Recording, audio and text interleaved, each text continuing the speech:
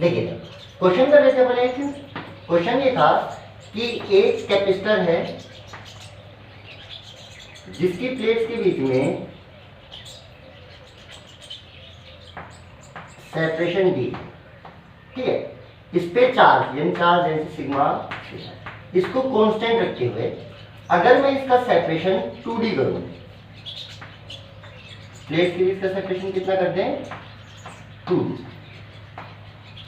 Then how much we have to work, तो हमें कितना वर्क करना पड़ेगा। ओके, यहाँ पे इसके अंदर डी सेपरेशन है तो इसकी कैपेसिटेंस कितनी होगी epsilon not A by D, this is the capacitance law और इसकी कैपेसिटेंस है। ओके चलिए तो वर्क डन निकालते हैं। तो वर्क डन, तो इसको इधर खींचने के लिए मुझे फोर्स लगाना पड़ेगा, और आप तो जानते हैं चार्ज कांस्टेंट है तो फोर्स वैल्यू क्या रहेगी कांस्टेंट, और फोर्स कांस्टेंट है तो मैं सीधा सा फोर्स वर्क डन को क्या लिख सकता हूँ फोर्स इनटू डिस्प्लेसमेंट, क्या लिख सकते हैं फोर्स इनटू डिस्प्लेसमेंट। अच्छा फोर्स की वैल्यू कितनी होती है sigma square A by 2 epsilon not into D, ठीक है, इसको a से मल्टीप्लाई कर लीजिए और a से डिवाइड कर लीजिए, तो ऊपर जो बनेगा वो बनेगा q स्क्वायर और नीचे कितना बचेगा 2c, क्योंकि epsilon not a by D, epsilon not a by D को आप क्या लिख सकते हैं c, c क्या है इस टाइम की कैपेसिटेंस जब सेपरेशन d था, तो इसको लिख सकते हैं q स्क्वायर बाई 2c, यानी मुझे इतना वर्क करना पड़ेगा।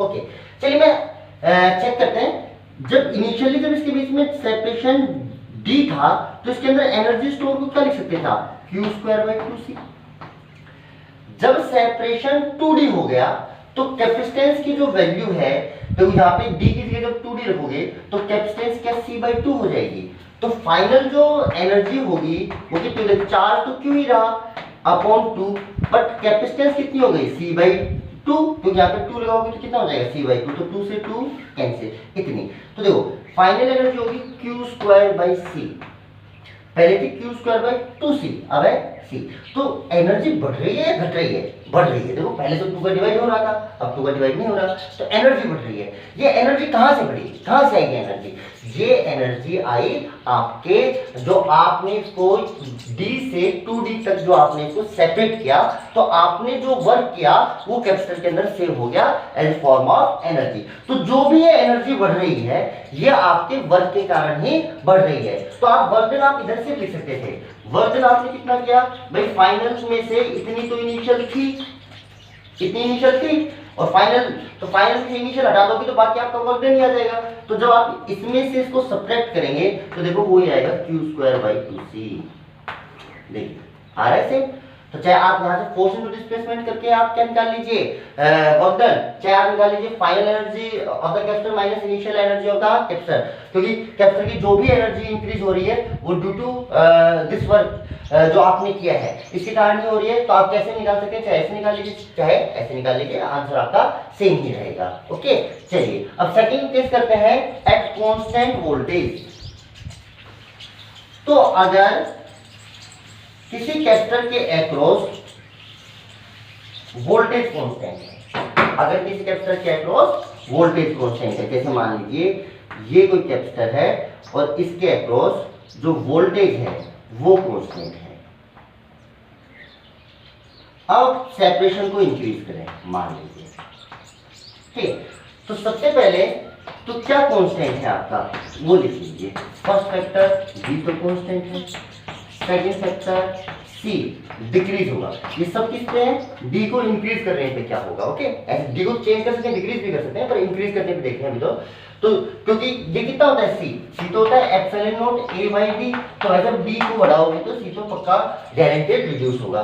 थर्ड चार्ज, तो चार्ज कितना होता है c इंटू v, अब ये तो कांस्टेंट है बट ये तो डिक्रीज हो रहा है ना, तो ओवरऑल चार्ज क्या हो जाएगा आपका डिक्रीज, तो चार्ज भी क्या होगा आपका डिक्रीज।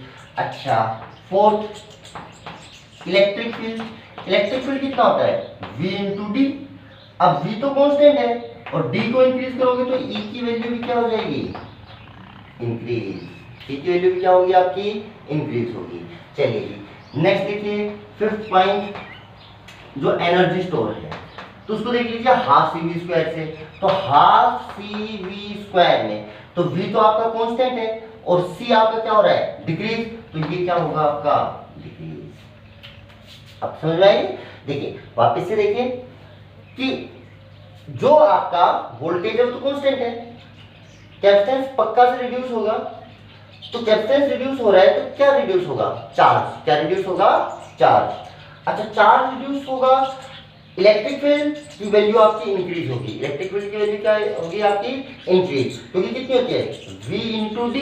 वी तो आपका क्या है? कांस्टेंट, और डी आपका क्या हो रहा है? इंक्रीज हो रहा है। तो डी को अगर आपने इंक्रीज किया तो ई को ई क्या होगा? इंक्रीज होगा।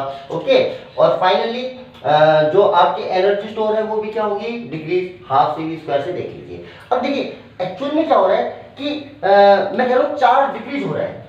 चार्ज क्या हो रहा है? डिक्रीज। तो यानी प्लेट से कुछ चार्ज कहां पर जा रहा है?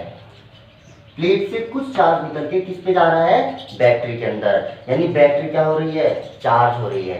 तो अब जो बैटरी का वर्क डन है वो पॉजिटिव नहीं आएगा, कैसा आएगा? नेगेटिव। कैसा आएगा? नेगेटिव। क्योंकि बैटरी का वर्क डन आपका नेगेटिव है, आपकी एनर्जी आपकी क्या हो जाएगी? आपकी डिक्रीज। एनर्जी डिक्रीज तो आप वैसे चेक कर सकते हैं, बाकी निकालेंगे तो देखना बैटरी का जो वर्क डन आएगा वो कैसा आएगा? नेगेटिव। क्या आपको फैक्टर क्लियर है? ये कांस्टेंट, ये डिक्रीज होगा, चार्ज भी क्या होगा? डिक्रीज, इलेक्ट्रिक फील्ड क्या होगा? इंक्रीज, और जो आपका एनर्जी स्टोर है वो भी कैसी होगी? आपकी डिक्रीज होगी। अच्छा सिक्स फैक्टर देखते हैं जो फोर्स का है। किसका है? Force between plate. तो फोर्स बिटवीन प्लेट पे देखो क्या फर्क पड़ेगा। तो जो फोर्स है वो कितना होता है? फोर्स। अब वोल्टेज कांस्टेंट है, जो फोर्स लगता है वो लगता है sigma square A by 2 epsilon not. इसको ए से मल्टीप्लाई कर लीजिए और ए से डिवाइड कर लीजिए। इसको लिख सकते हैं Q square by 2 epsilon not ए। तो अभी अभी आपने देखा था कि जो आपका क्यू है, क्या चीज है? क्यू, वो डिक्रीज हो रहा था। तो अगर क्यू डिक्रीज हुआ तो फोर्स बिटवीन प्लेट भी क्या होता जाएगा? आपका डिक्रीज होता जाएगा। देखो देखो ए तो चेंज हो नहीं रहा, एप्सिलॉन भी चेंज नहीं हो रहा, 2 भी चेंज नहीं हो रहा, क्या चेंज हो रहा है आपका? क्यू। क्या चेंज हो रहा है आपका? क्यू।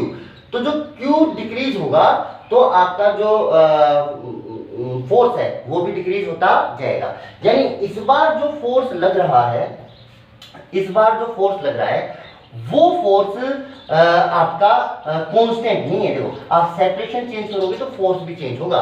पिछली बार तो क्या था? फोर्स कांस्टेंट आ रहा था। पिछली बार क्या आ रहा था? फोर्स। जब चार्ज कांस्टेंट था तो पिछली बार तो फोर्स भी कांस्टेंट था, पर इस बार अगर मैं कहूंगा सेपरेशन चेंज कीजिए तो इस बार फोर्स कांस्टेंट नहीं होगा, वो सेपरेशन पे डिपेंड कर रहा है। और क्या डिपेंड कर रहा है? डिक्रीज हो रहा है। तो चलिए से फैक्टर शायद आपको समझ में आए होंगे। नेक्स्ट देखिए,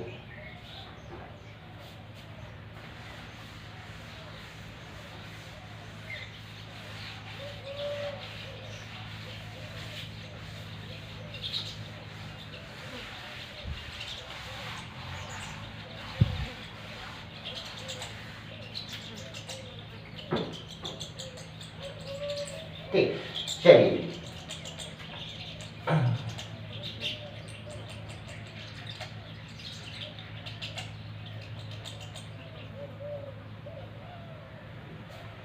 शायद एक फैक्टर शायद उल्टा लिख दिया, इलेक्ट्रिक फील्ड का थर्ड या फोर्थ नंबर पे लिखा होगा इलेक्ट्रिक फील्ड का।